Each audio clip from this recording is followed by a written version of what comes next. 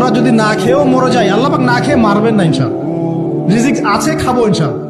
কিন্তু হয়তো বা অভাব হবে, টাকা পয়সা একটু কম হতে পারে, অন্যের 10 তলা ফ্ল্যাট হবে, আমার হবে না, ঠিক আছে, অন্যের এত বিঘা বিঘা জমি আমার হয়তো হবে না, কিন্তু ইনশাআল্লাহ তাআলা এই যে দুনিয়ার মুসাফিরের জীবনটা, এটা মুসাফিরের জীবন না, মুসাফিরের জীবনটা কেটেই যাবে ইনশাআল্লাহ। কাটবে না? যে কোনো ভাবে কেটে তো যাবেই ইনশাআল্লাহ। এই যে পরকালের জীবনটা একটা চেতনার শক্তি, জানেন, দুনিয়াতে যত বাধা বিপত্তি আসুক, গাল মন্দ খান, গীবত তহমত খান, কষ্ট হোক, নির্যাতন হোক, একটা বিষয় মনের মধ্যে শান্তি দেয়। কি শান্তি? যে এই দুনিয়ার জীবনটা তো আর চিরস্থায়ী নয়, এটা তো আর সারা জীবন থাকবে না।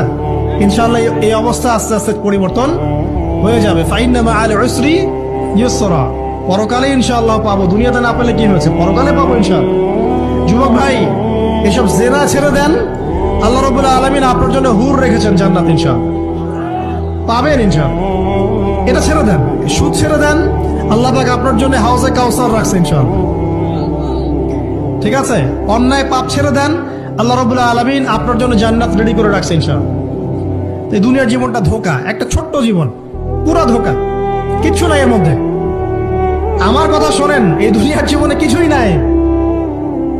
চারপাশে অনেক কিছু মনে হবে, আপনার বাড়ি আছে, গাড়ি আছে, স্ট্যাটাস আছে, টাকা পয়সা, প্রতিপত্তি সব আছে। আদতে আপনি একা, আদতে আপনাকে একাই কবরে যাওয়া লাগবে, একাই আল্লাহর সাথে হিসেব নিকাশ দিতে হবে, কেউ নাই সাথে, আমার সাথে কেউ নাই। কিন্তু আপনি মনে করছেন যে সেলিব্রিটিজম বড়, আমি পলিটিক্যাল নেতা হয়েছি, আমাকে সবাই চেনে, আমি ইকোনমিক সেক্টরে লিড দেই, রাষ্ট্রকে